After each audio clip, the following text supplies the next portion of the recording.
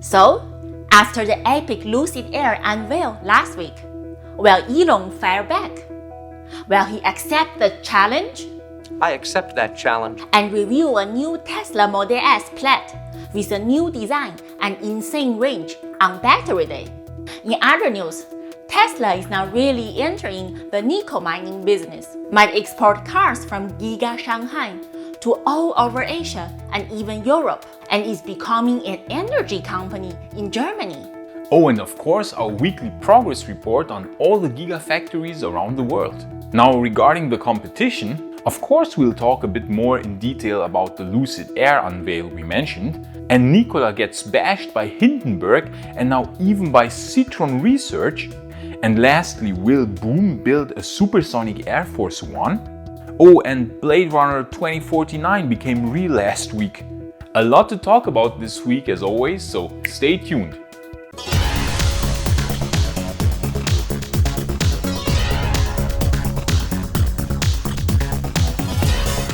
So last week, there was really one of the most amazing unveils we saw in a long time. Namely the unveil of the production version of the Lucid Air. We often mentioned this electric car from Lucid in the past month because we thought that it might become the first real Tesla Model S competitor. And this stance has now been even more confirmed after the reveal. The Lucid Air is a beast. 517 miles of EPA estimated range, which will probably translate to 470 miles real world, but still extremely impressive, considering that the current top-line Model S has 402 miles of range. Then the exterior design of the Lucid Air is, in our opinion, much more modern than the Tesla Model S. The interior design and build quality seems to be levels above the Model S, and the specs overall sound equally as impressive. A 113 kWh battery, vehicle-to-vehicle and vehicle-to-grid charging, 3-year free use of the Electrify America charging network, and lots of sensors for semi-autonomous driving, even a front-facing LiDAR on top of a sensor, and camera array which is similar to the Model S. The LiDAR on the Lucid Air could serve as an interesting backup for the cameras, ultrasound and radar sensors. So there's really a lot to like about the car from Lucid. Okay, the price is the only thing where we can complain, since it starts at $79K and it goes all the way up to $169K for the highest tier version, the Air Dream Edition, which will have a 0 to 60 time as the fastest Tesla Model S. Of course, we knew that the Lucid Air would be more expensive, since Lucid cannot compete with Tesla regarding economy of scale. Thus, they have to price the car higher. But still, the Lucid Air really seems like the first ever Model S competitor. Not only a competitor, but if Lucid could really bring the car to market in spring 2021, it could even beat the Tesla Model S. As we can imagine, Elon didn't seem very amused. On Twitter, he sent out a stab towards Peter Rawlinson, the CEO of Lucid.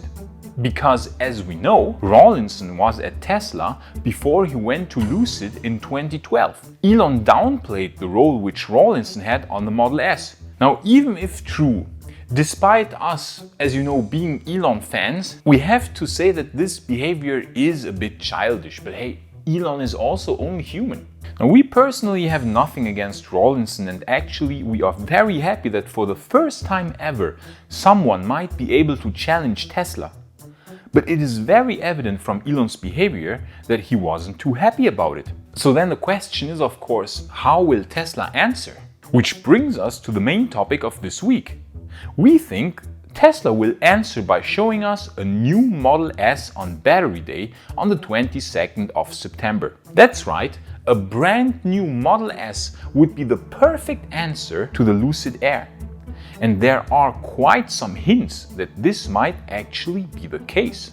First of all, we've all known for quite some time now that Elon wants to introduce the Model S Plaid, which will have a larger battery than the Model S long range, and even crazier performance than the Model S performance. The rumor mill indicates a battery size of at least 120 kilowatt hours. So we could be looking at a car that has 500 miles of real-world driving range, maybe even a bit over 500 miles. Thus very likely beating the Lucid Air. We also know that Tesla has been secretly working on their new battery production line, the so-called RoadRunner project, where on these new photos you can even see the new RoadRunner site at the Fremont factory. But will that be enough to beat the Lucid Air? We think no. Therefore, it's very likely that the Model S Plaid will feature a brand new exterior and interior design. Don't get us wrong here. The Model S is still a very good looking car, but it's just not 2020 good looking anymore, but 2012 good looking. It needs an update. And in order to beat the Lucid, an exterior refresh would be perfect. And since quite some time, rumors indeed suggest that the brand new design Model S will be shown to the public on September 22nd. According to Electric, there's a new project at Tesla called Palladium in the works, which according to a Tesla employee is more than only a powertrain update, but that a new Model S and X Palladium body is involved, meaning that the Model S and X will likely get a brand new exterior design. Electric already showed us the new Model S and X interior quite a while ago, which will be more in line with the Tesla Model 3, and could feature a bezel-less horizontally oriented display, but also an additional smaller display hidden behind the steering wheel. Then, of course, Elon also said on Twitter that many exciting things will be unveiled on Battery Day, which also fits the idea that the new Model S and X will be revealed. This would be the perfect answer to the Lucid Air.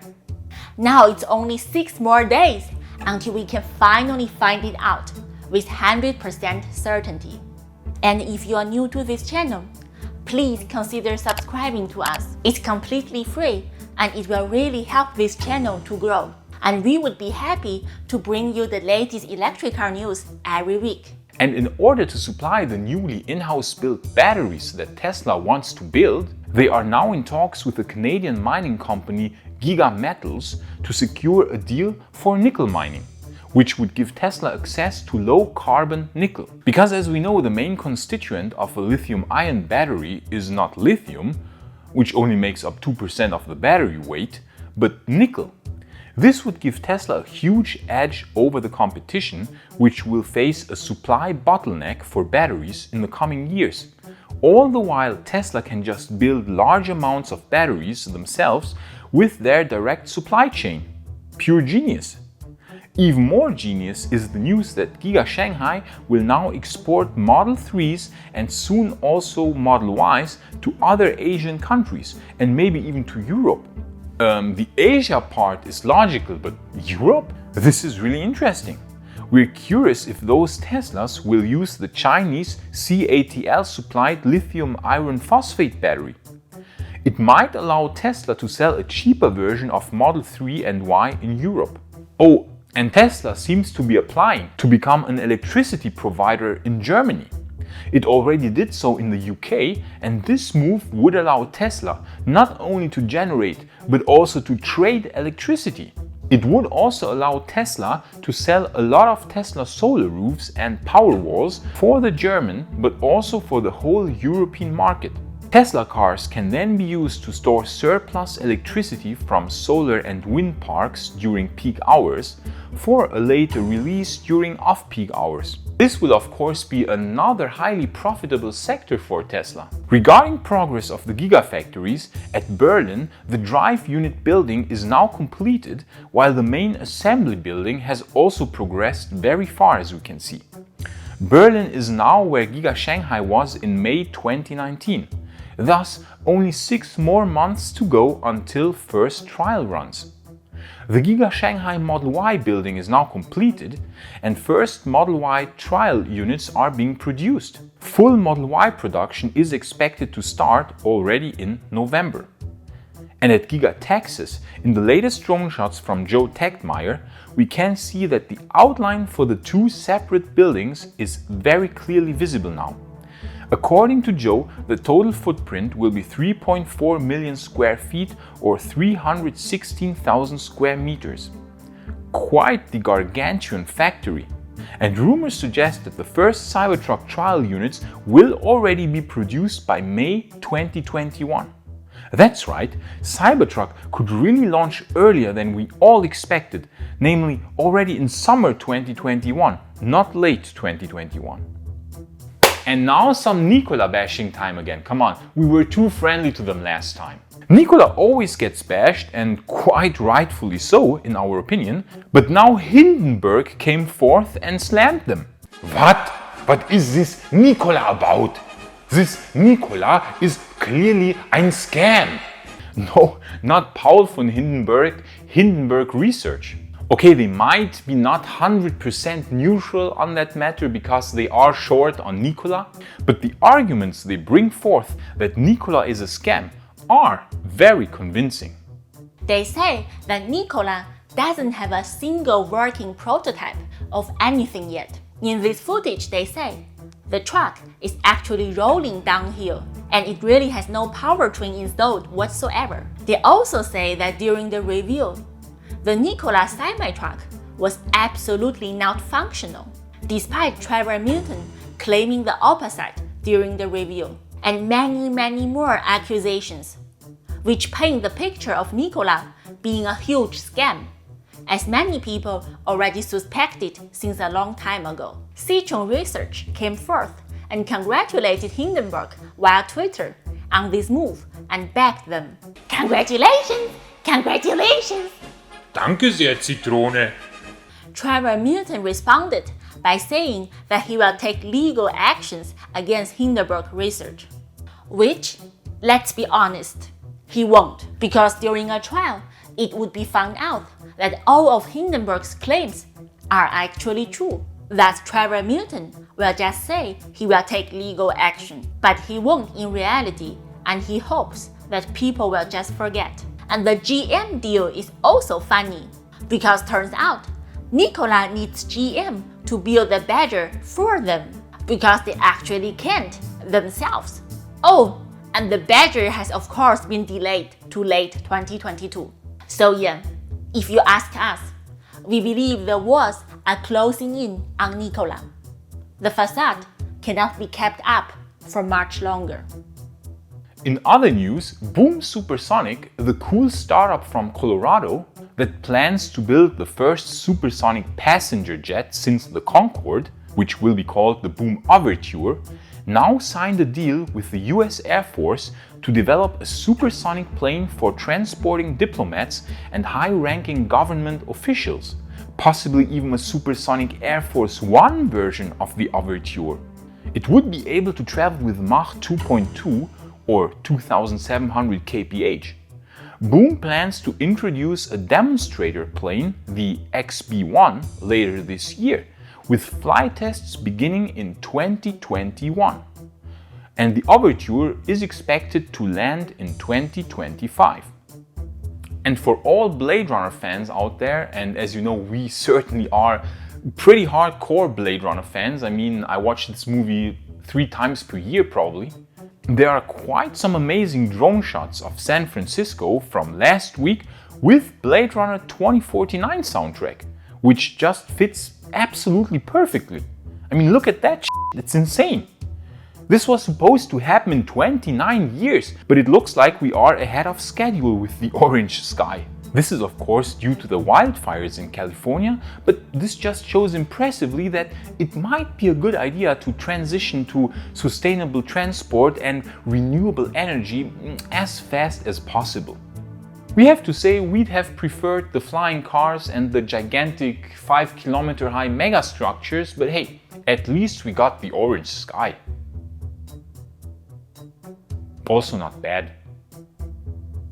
Also, that's also something.